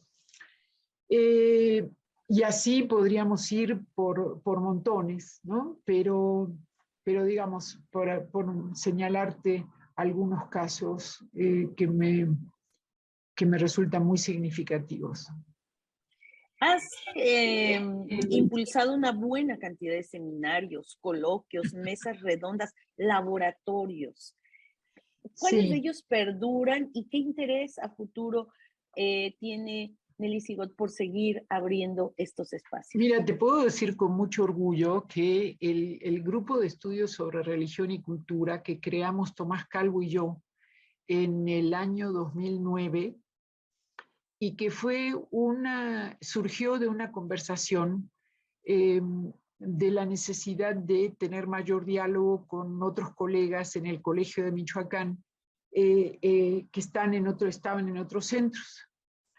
Y convocamos y se armó un grupo. Después, por distintas circunstancias, intereses, carrera, viajes, Tomás lo dejó, pero el grupo no solo sigue funcionando, sino que ya publicamos 2 libros y ya tenemos en prensa el tercero.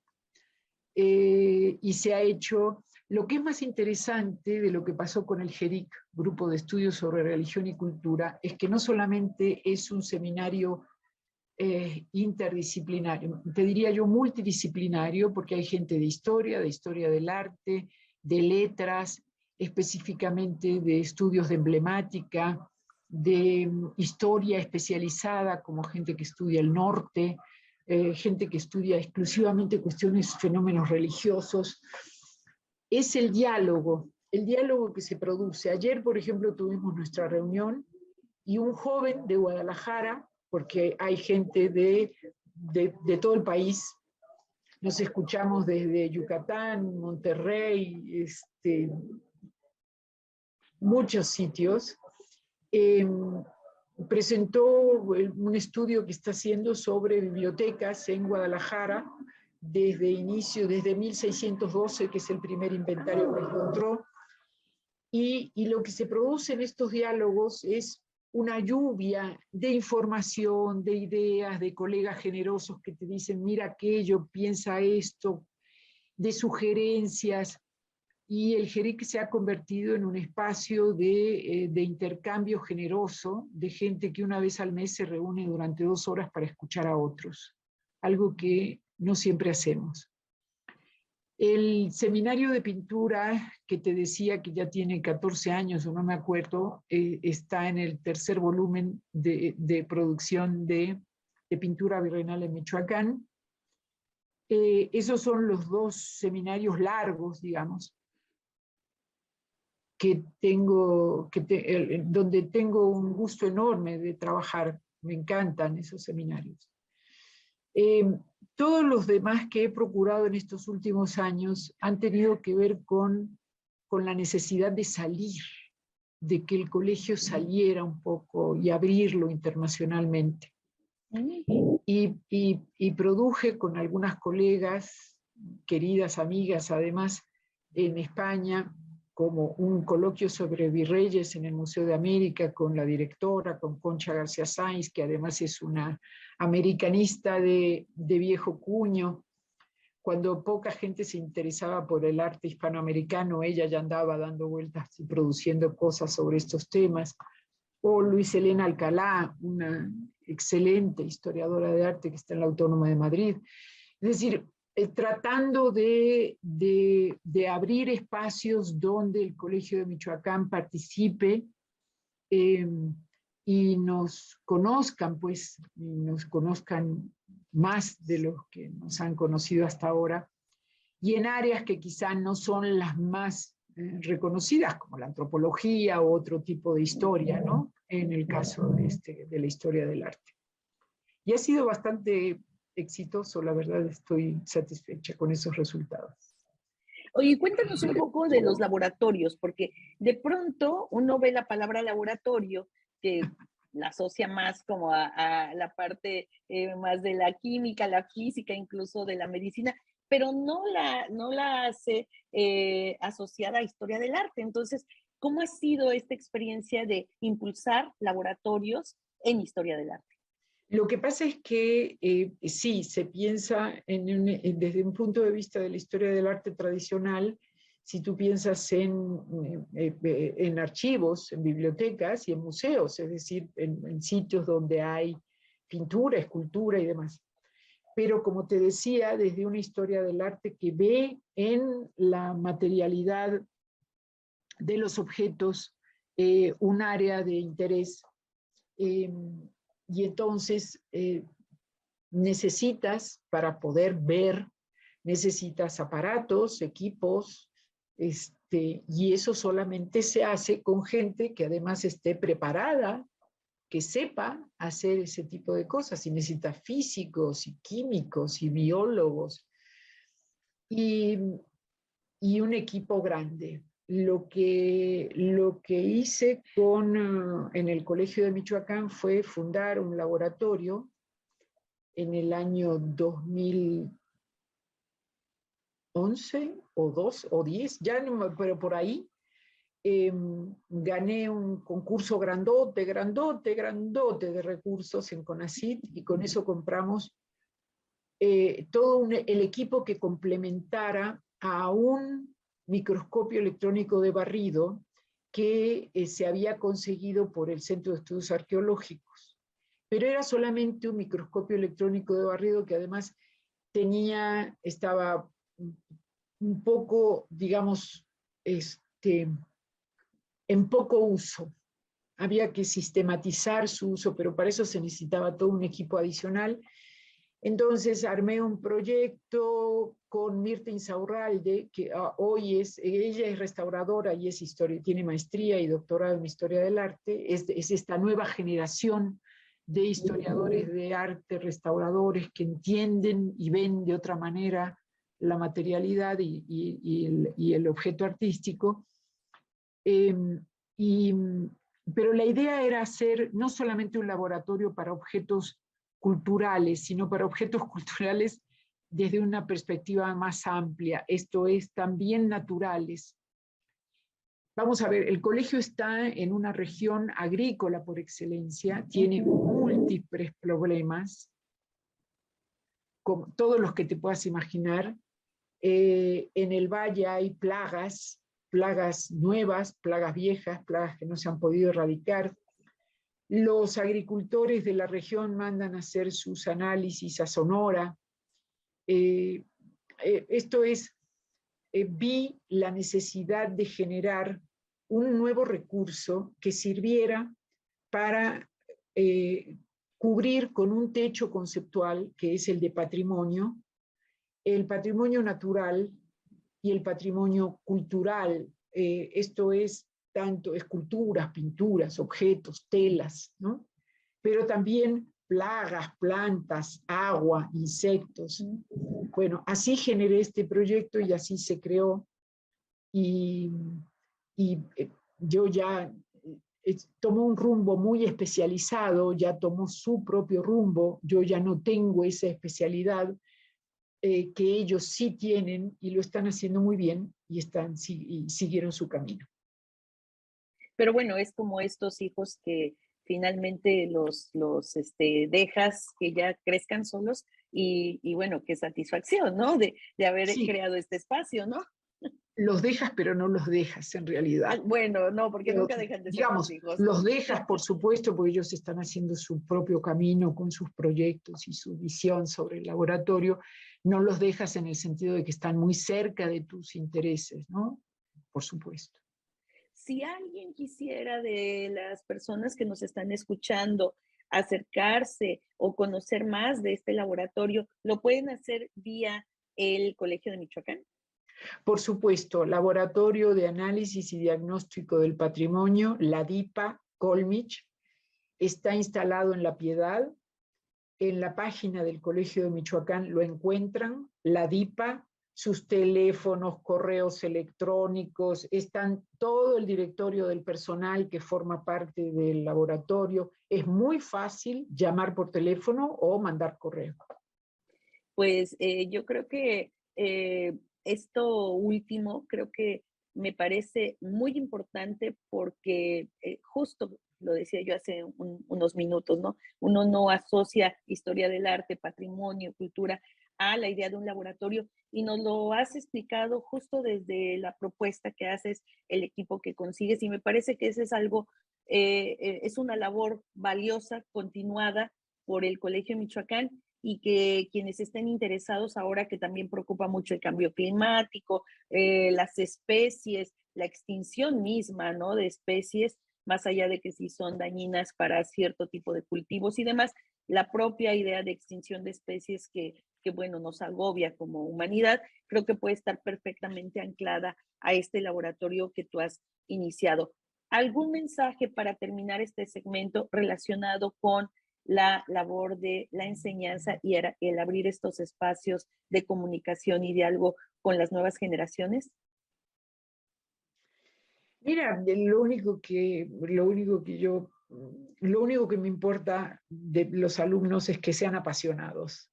Es decir, que si son lánguidos se dediquen a otra cosa. La historia requiere pasión y el arte también. Eh, y la gente lánguida no es exactamente la que más me interesa como alumno, ¿no? Me gustan los alumnos y las alumnas apasionadas por su futuro, por su carrera, por estudiar, ¿no? Me encanta cuando llegan del archivo y me tiran así miles de documentos y datos y cosas que vieron y consiguieron. Es decir, cómo le dedicaron su vida a esos meses de estancia en el archivo. La pasión creo que es algo que tiene que moverlos, ¿no? Si eligen una carrera tiene que ser porque las apasiona, si no mejor que se dediquen a otra cosa. Bueno, nos quedamos con esta idea de la pasión por el arte, la pasión por investigar, por andar, por descubrir, para pasar al último segmento. Siempre el ocaso de nuestros diálogos desde la Academia Mexicana de la Historia, pues está dedicado a esos sentires, a esa perspectiva más íntima de nuestros y nuestras académicas. Así es que no se vayan, vamos a continuar con el último segmento, más allá de los premios y las distinciones de la doctora Nelly Sigo.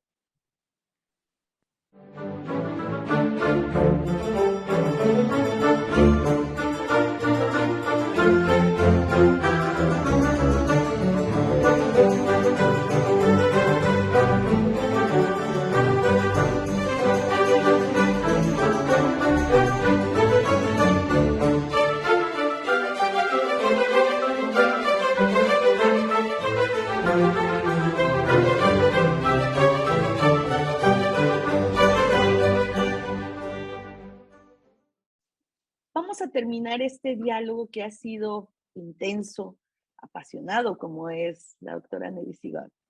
Y yo voy a mencionar de manera muy sucinta para quienes nos están viendo o escuchando algunos de los premios y distinciones obtenidas a lo largo de la carrera de la doctora.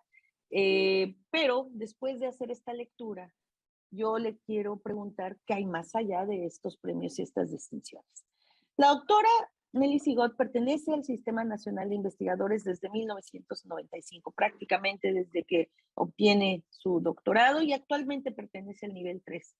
En 1998 recibió el premio Casa Chata al mejor libro colectivo, Arquitectura y Espacio Social en Poblaciones Purépechas de la época colonial. En el año 2000 recibió el mérito en el premio Antonio García Cubas del Consejo Nacional para la Cultura y las Artes por la obra Archivo del Cabildo Catedral Metropolitano de México, Inventario y Guía de Acceso, al lado, como ya nos lo comentaba ella, del doctor Oscar Macín. Ella llevó a cabo el inventario fotográfico. En 2003 le otorgaron la honorable mención en la Asociación de Arte Latinoamericano, fue el premio para autores y fue por el libro José Juárez, Recursos y Discursos del Arte de Pintar. En 2006 2007 recibió también el premio Paul Koremans a la mejor investigación correspondiente al área de conservación de bienes muebles por el INAH. Y esto se debió al libro Guadalupe, Arte y Liturgia, la sillería de coro de la colegiata. En 2008 ingresó a la Academia Nacional de Bellas Artes, correspondiente de la Real Academia de San Francisco en Argentina, y desde el 2012 pertenece a la Academia Mexicana de la Historia como corresponsal por Michoacán. Nelly, ¿qué nos comentas respecto a estos reconocimientos o más bien más allá de estos reconocimientos y las satisfacciones que has tenido a lo largo de tu trayectoria? Mira, ahora que los vi así,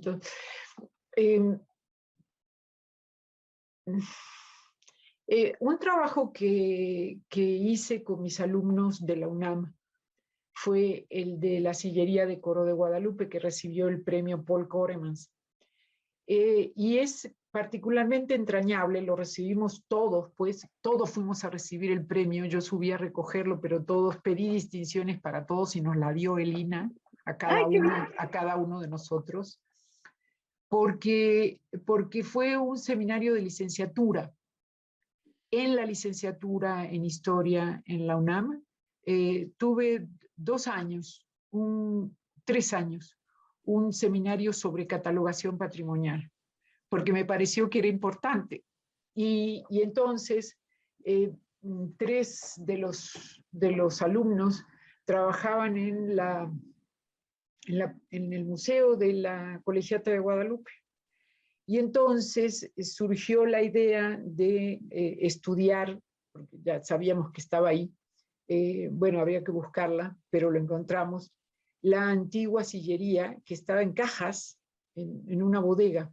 Bueno, así empezó esta historia y finalmente terminó en esta coedición entre la Basílica de Guadalupe, el Colegio de Michoacán, con alumnos de licenciatura en Historia. Entonces, que premiaran ese trabajo para mí fue particularmente significativo, porque dio la pauta clarísima de que cuando los estudiantes tienen una causa, tienen un objetivo y se enamoran y se apasionan por un tema, lo pueden hacer y lo pueden hacer muy bien. Y lo festejamos mucho, lo festejamos muchísimo, la verdad. Me dio una enorme satisfacción, muchísimo gusto. El ingreso a la academia en Argentina como corresponsal fue un honor para mí, de la mano de mi maestro, del profesor Esquenone, y se los agradecí mucho. Lo que más recuerdo de la ceremonia de ingreso fue que en la primera fila estaban sentados gran número de los que habían sido mis profesores en la licenciatura. Mira. Y en esa licenciatura en Historia del Arte. Y me dio mucha emoción verlos. Y me dio mucha emoción que me recordaran y que me abrazaran con cariño. Fue muy lindo para mí. Fue realmente, fue algo muy importante, sí. Del mismo modo que el ingreso a la Academia Mexicana de la Historia, de la mano de Andrés Lira y Elisa Vargas Lugo, fue también un momento muy importante. Sí. Son 10 años en la Academia Mexicana de la Historia. Cuéntanos un poco de la labor, porque ya nos has dicho en este momento reciente que fue también una gran satisfacción, sobre todo por quienes te propusieron. Tu labor en esta institución y qué más hay que darle a la academia en estos momentos para el público que la sigue. Mira, lo que he hecho en la academia es dar conferencias, participar en ciclos cuando me lo han solicitado y con mucho gusto lo he hecho, en ciclos sobre pintura, en ciclos que se organizan sobre arte en general. Hemos dado, Massín y yo, una conferencia, alguna conferencia sobre el arte en Michoacán, y y esa ha sido mi participación, básicamente participar en los cursos diplomados que organizaba o que sigue organizando la academia. ¿Qué sigue para Nelly Sigot? ¿Qué proyectos hay en puerta? ¿Qué veremos próximamente? Mira, mi primer y más querido proyecto será jubilarme si es que logro organizar bien las cosas. Pero fuera de broma, creo que, bueno, terminar finalmente de corregir mi libro de corpus y entregarlo, debo hacerlo. Entregar el tercer volumen de pintura virreinal en Michoacán, que es algo que me importa mucho, porque es una cuestión de nuevo, de conservación, de patrimonio. Conocimiento, había gente que me dice, pero ay, ¿dónde está esto? Nunca lo había visto, ¿no? Es que la gente pasa por un pueblo y de pronto se detiene a comer o lo que sea, pero no se le ocurre entrar a la iglesia a mirar, por ejemplo, y hay una escultura preciosa, un retablo hermoso que tiene fecha, que tiene los datos del gobernador indígena que lo pagó, o el carpintero que lo hizo, ¿no? En el tirante del techo. Bueno, entonces ayudar un poco a movilizar esa mirada, ¿no? Pues la gente se interese más por las cosas que hay en su entorno. Esas serían las más inmediatas, y no creo que el tiempo me dé para más, y de veras que creo que con eso ya termino mi ciclo en el colegio. Nelly, mil gracias por tu tiempo, mil gracias por compartir tus anécdotas, tus recuerdos, tus sentires, parte de este largo itinerario por México y tu labor como historiadora, como especialista del arte de esta región tan importante para México. Muchísimas gracias. Gracias a ti por la invitación y ojalá que esto sirva para una comunicación con la gente que se interesa en los miembros de la academia. Muchas gracias. Gracias, gracias a ti y nos vemos en el próximo espacio con el que concluiremos el primer semestre de este ciclo 2022, enero-junio. Como saben, a partir de este año, los ciclos van a cerrar con un reestreno. Este próximo último viernes de junio tendremos un reestreno, así como será el último viernes hábil del mes de diciembre. Mientras tanto, muchísimas gracias por haber estado con nosotras en este interesante diálogo, en este apasionado diálogo con la doctora Nelly Sigot, que es miembro corresponsal por Michoacán de la Academia Mexicana de Historia. Buenas tardes.